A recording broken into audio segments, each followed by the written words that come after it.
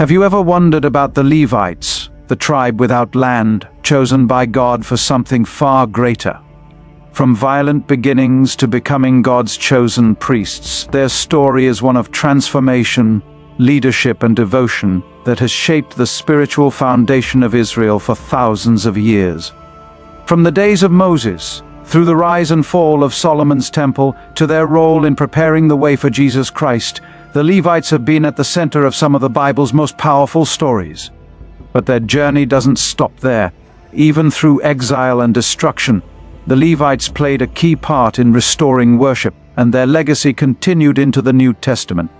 In today's video, we'll uncover the complete story of the Tribe of Levi, a story filled with drama, redemption, and spiritual transformation.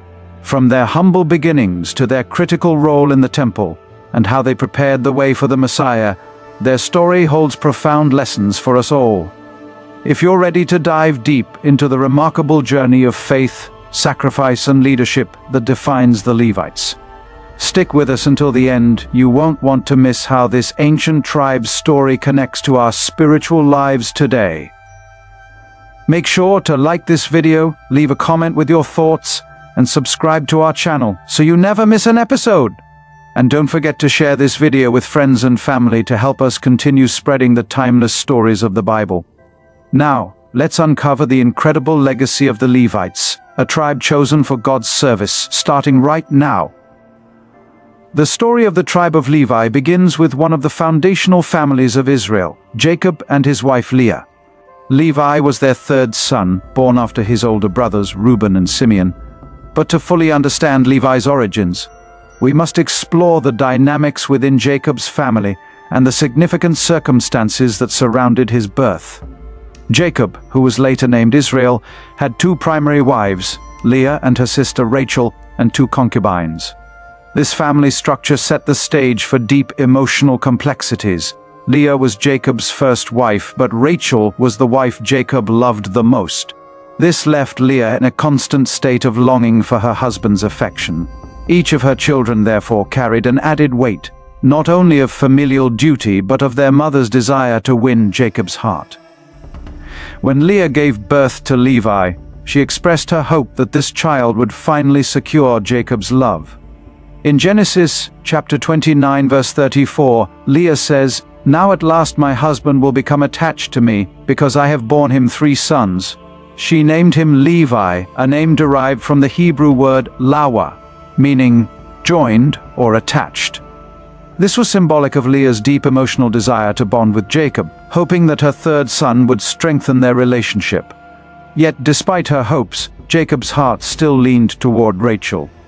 But Levi's birth wasn't just another milestone in Jacob's family. Little did Leah know that this child would become the forefather of one of the most significant tribes in Israel. From Levi's descendants would come the Levites, a group set apart by God to play a unique and sacred role within the people of Israel. Though Levi's early life and his role as a son of Jacob aren't detailed extensively in the Bible, the legacy that would emerge from his lineage is undeniable.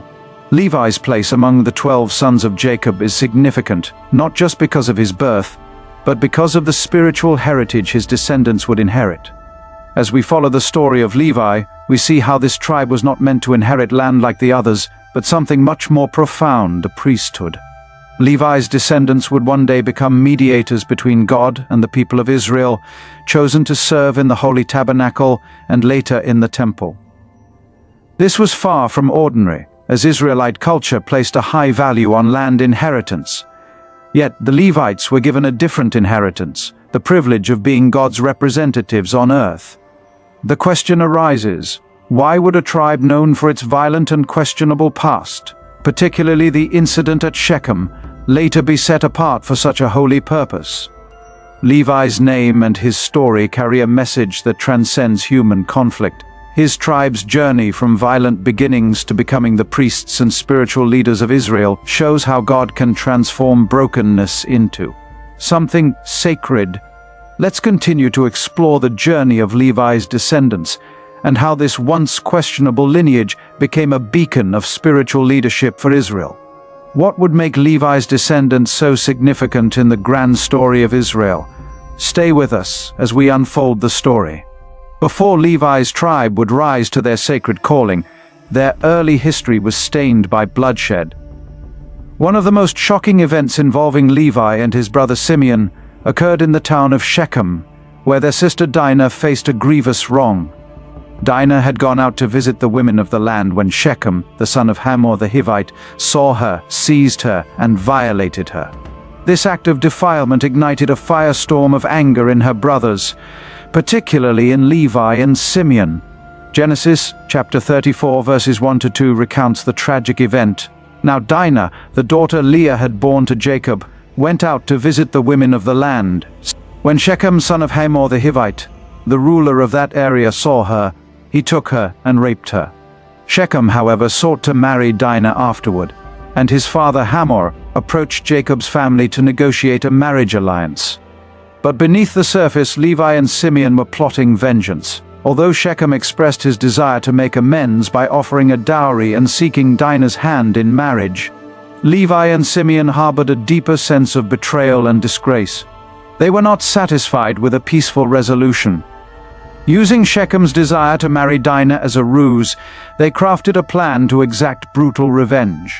Levi and Simeon deceived Shechem and his people by agreeing to the marriage on one condition: that every male in the city would be circumcised.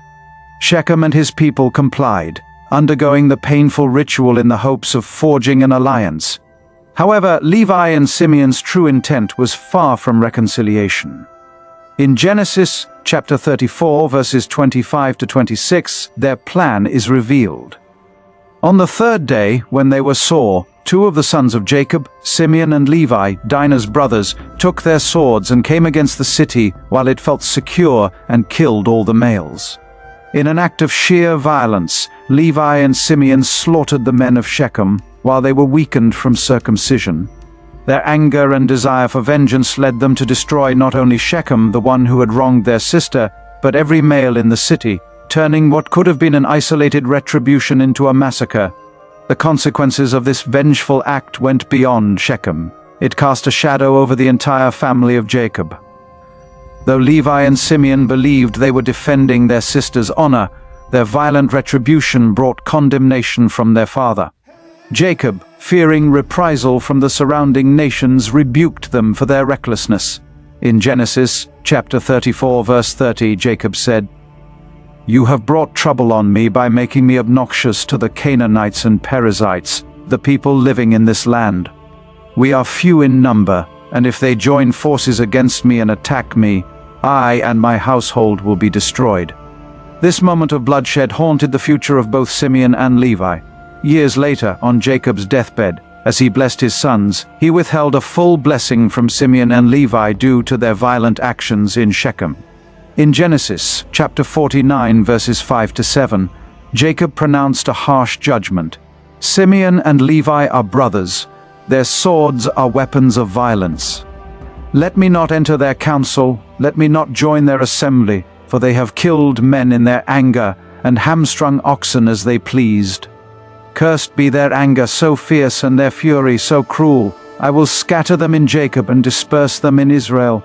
Jacob's curse carried a prophetic weight, foreshadowing the scattering of their descendants throughout the land of Israel. Yet, despite this dark beginning, Levi's future would take an unexpected and redemptive turn. Levi's early story is indeed marked by bloodshed and anger, but it also set the stage for a profound transformation. Despite the curse pronounced on him, Levi's descendants would become one of the most revered tribes in Israel. How did this happen? How could a tribe known for violence and vengeance be chosen by God to serve as priests and intercessors for his people? True to Jacob's prophecy, Levi's descendants were indeed scattered. However, unlike Simeon's tribe, which dwindled in influence, the Levites would go on to inherit something far more significant than land, a spiritual calling. Despite the violent beginnings of the tribe of Levi, God had an extraordinary plan for Levi's descendants. From this very tribe would arise two of Israel's greatest leaders, Moses and Aaron. Moses, chosen by God to deliver the Israelites from slavery in Egypt, and Aaron, his older brother, who would become the first high priest of Israel. This moment in history, the Exodus, marked the beginning of a transformation not just for Israel, but for the tribe of Levi. Levi's lineage, once marked by violence, would now take on the role of spiritual leadership and intercession for God's people.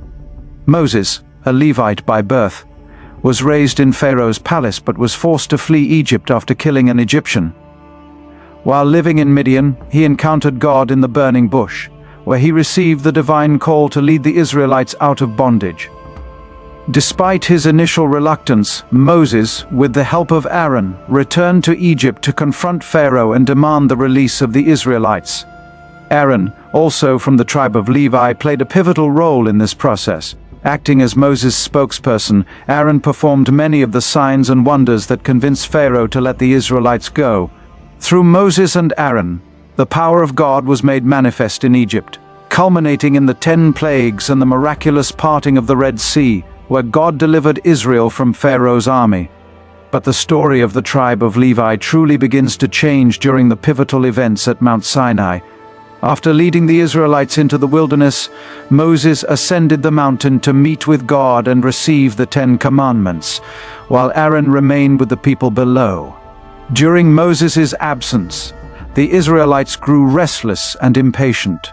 This led to one of the most notorious acts of rebellion in Israel's early history, the Golden Calf Incident. In Moses' absence, the Israelites, forgetting the God who had just delivered them from Egypt, pressured Aaron into creating a golden calf for them to worship. The people proclaimed, "These are your gods, O Israel, who brought you up out of Egypt." Exodus chapter 32, verse 4. This act of idolatry enraged God, and he threatened to destroy the entire nation. Moses, however, interceded for the people, pleading for God's mercy.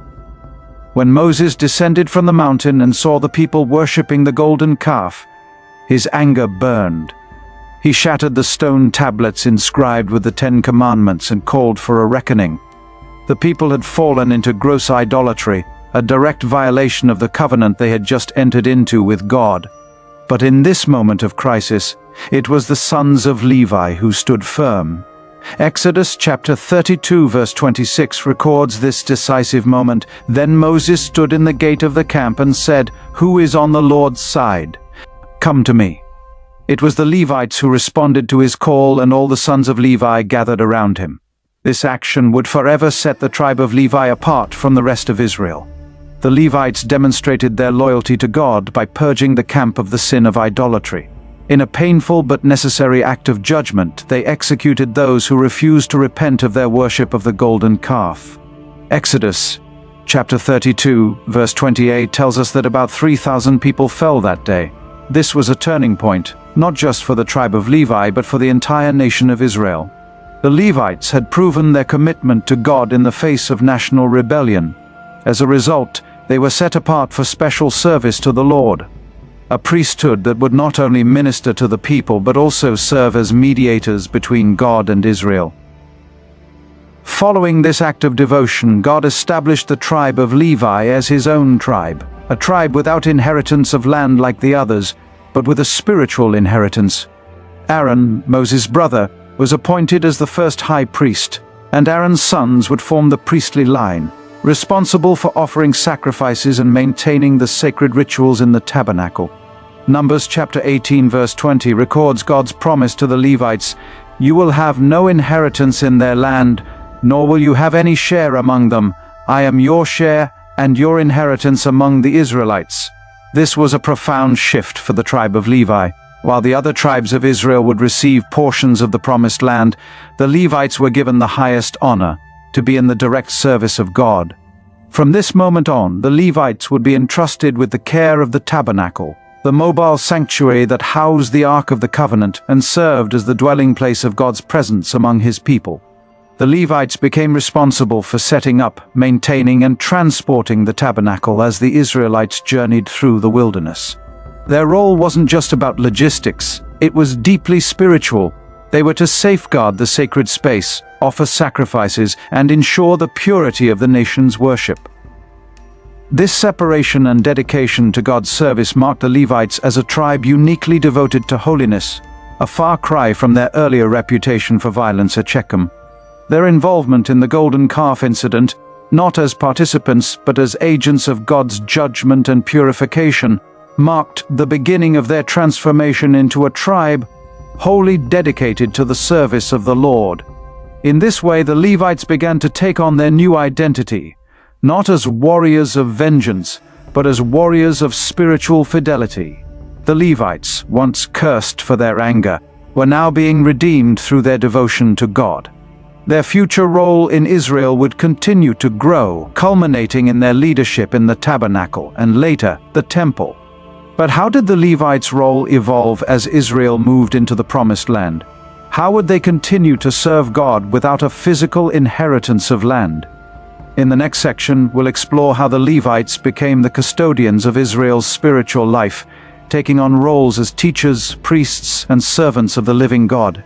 After the golden calf incident, a remarkable shift occurred in the identity of the tribe of Levi. They were no longer just one of the 12 tribes of Israel. They were now set apart for a holy and specific purpose. God chose the Levites to serve as the priestly tribe, responsible for the spiritual well-being of the entire nation. They would become the custodians of the sacred tabernacle, the mobile sanctuary where God's presence would dwell among His people. The tabernacle, also called the tent of meeting, was no ordinary structure. It was the heart of Israel's worship, the very place where God would meet with Moses and the high priest. The Levites were charged with maintaining this sacred space, a responsibility that carried immense spiritual significance. Unlike the other tribes, who would inherit land when they entered the Promised Land, the Levites were given no such inheritance. Their role was entirely spiritual. In Numbers chapter 3 verses 12 to 13, God explains this unique calling. I have taken the Levites from among the Israelites in place of the first male offspring of every Israelite woman. The Levites are mine, for all the firstborn are mine. When I struck down all the firstborn in Egypt, I set them apart for myself. This declaration by God set the Levites apart, signifying their role as substitutes for the firstborn sons of Israel who had been spared during the final plague in Egypt. God claimed the Levites as His own, and in return they would serve Him and the people of Israel. At the head of the Levitical tribe stood Aaron, the brother of Moses, who was consecrated as the high priest. Aaron and his sons were anointed and set apart to serve in the most sacred of roles, offering sacrifices on behalf of the people, atoning for their sins, and leading them in worship. Exodus chapter 28, verse 1 highlights this special selection. Have Aaron your brother brought to you from among the Israelites, along with his sons Nadab and Abihu, Eleazar and Ithamar, so they may serve me as priests. The priesthood was now firmly established within the tribe of Levi, with Aaron and his descendants holding the highest office. Only they could enter the Holy of Holies, the innermost chamber of the tabernacle, where the Ark of the Covenant rested, and only they could perform the rituals required for Israel's atonement. But the responsibilities of the Levites went beyond the high priesthood. The entire tribe had critical duties that ensured the spiritual and physical upkeep of the tabernacle. They were entrusted with maintaining the sacred objects, offering sacrifices on behalf of the people, and teaching the law. Numbers chapter 8 verse 19 emphasizes the importance of their service. Of all the Israelites, I have given the Levites as gifts to Aaron and his sons to do the work at the tent of meeting on behalf of the Israelites and to make atonement for them, so that no plague will strike the Israelites when they go near the sanctuary. Their service was not just about rituals, but about standing between the people and God, offering sacrifices to atone for sins and to keep the nation spiritually pure. Their work in the tabernacle ensured that Israel remained in covenant with God. One of the most critical tasks of the Levites was to transport the sacred objects whenever the Israelites moved through the wilderness. They were entrusted with the Ark of the Covenant, which symbolized God's very presence among His people. The Kohathites, a specific division within the tribe of Levi, were tasked with carrying the ark, as well as the sacred altars, menorah, and other holy instruments used in worship.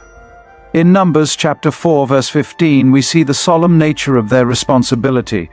After Aaron and his sons have finished covering the holy furnishings and all the holy articles, and when the camp is ready to move, only then are the Kohathites to come and do the carrying. But they must not touch the holy things, or they will die. This was a grave task, filled with reverence, as the Levites were handling the very symbols of God's holiness. Though the Levites were not given a specific portion of land like the other tribes, they were provided with 48 cities scattered throughout the territories of Israel. These cities were strategically placed so that the Levites could fulfill their duties as teachers and spiritual leaders across the entire nation. 6 of these cities were designated as cities of refuge, where those who had committed manslaughter could seek asylum. In Numbers, chapter 35, verses 6-7, God lays out the plan for these cities. 6 of the towns you give the Levites will be cities of refuge, to which a person who has killed someone may flee. In addition, give them 42 other towns. This scattered presence throughout Israel ensured that the Levites would remain close to the people, available to guide them in the ways of God and to administer justice where needed. Since the Levites had no land inheritance, God provided for them through the offerings and tithes given by the rest of Israel. In Numbers chapter 18 verse 21, God makes this clear: I give to the Levites all the tithes in Israel as their inheritance in return for the work they do while serving at the tent of meeting. This was their provision, a form of spiritual inheritance. The Levites were sustained through the offerings made to God, grain, oil, wine, and the best parts of the animals brought for sacrifice. In this way, their physical needs were met, while they devoted themselves to the spiritual needs of the nation. Their inheritance wasn't measured in land, but in their relationship with God and their role as His chosen servants.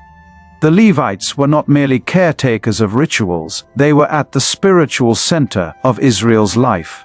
They were the link between God and His people, ensuring that the covenant was upheld, the law was taught, and that the nation remained faithful. Their role as the priestly tribe solidified their identity, not through possession of land, but through a higher calling of service, sacrifice, and holiness. This unique identity set the Levites apart and prepared them for even greater responsibilities in the future as Israel transitioned from the wilderness to the Promised Land. But what would happen when Israel settled in the Promised Land? How would the Levites continue their sacred role in the newly established kingdom? Join us in the next section as we explore the Levites' role in the construction and service of Solomon's temple, the center of Israel's worship for generations to come. The Levites' role, which had been central in the tabernacle during Israel's wilderness years, evolved significantly during the reign of King David and the establishment of the Temple of Solomon. With the tabernacle being a temporary and mobile structure, the construction of the temple represented a monumental shift in Israel's worship practices. This permanent house of God would become the center of Israel's religious life, and the Levites would remain at the heart of it all. Even before the temple was built, King David understood the importance of the Levites and sought to organize them in preparation for the coming era of temple worship. David, a man after God's own heart, longed to build a house for the Lord, though it was his son Solomon who would ultimately complete this vision. Still, David set the stage by appointing the Levites to various roles that would support the worship of God within the soon-to-be constructed temple. David was especially concerned with the musical aspect of worship. He recognized that praise, music, and joyful song were powerful expressions of Israel's devotion to God. As recorded in 1 Chronicles, chapter 15, verse 16, David told the leaders of the Levites to appoint their brothers as singers to sing joyful songs accompanied by musical instruments, lyres, harps, and cymbals. David established a vast Levitical choir and orchestra to lead the people in worship. Under his leadership, the Levites became not only priests and servants of the temple, but also musicians, instrumental in creating a culture of joyful praise. When Solomon, David's son, completed the construction of the temple, it marked a new chapter in Israel's history.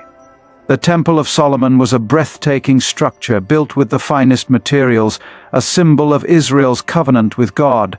For the Levites, this was the pinnacle of their service. Their roles expanded significantly, and they became the custodians of daily worship and sacrifice, central figures in the spiritual life of Israel. The Levites' duties in the temple were manifold. They were responsible for the daily sacrifices, maintaining the sacred furnishings, and ensuring the purity of the temple. But more than that, they were the facilitators of Israel's ongoing worship of Yahweh. The Levites oversaw the morning and evening sacrifices, the burning of incense, and the offering of prayers. Each day, sacrifices were made to atone for the sins of the people and to maintain the nation's covenant with God. The Levites played an essential role in ensuring that these rituals were performed exactly as God commanded.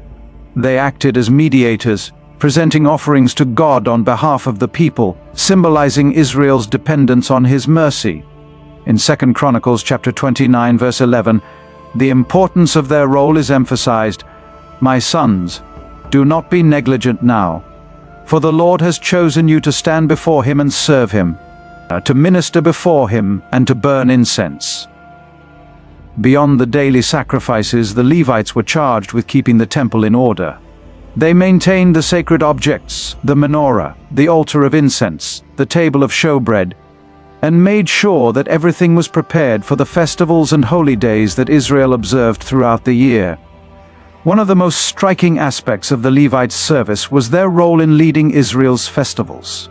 The Feast of Tabernacles, the Passover, and the Day of Atonement were times when the whole nation came together in worship.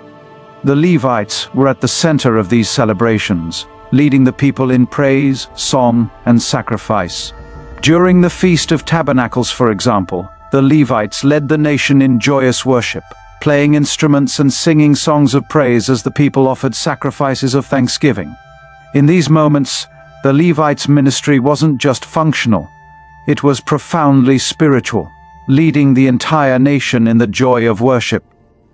In 2 Chronicles chapter 7 verse 6, we see how central the Levites were during these sacred times. The priests took their positions, as did the Levites, with the Lord's musical instruments, which King David had made for praising the Lord and which were used when he gave thanks, saying, "His love endures forever."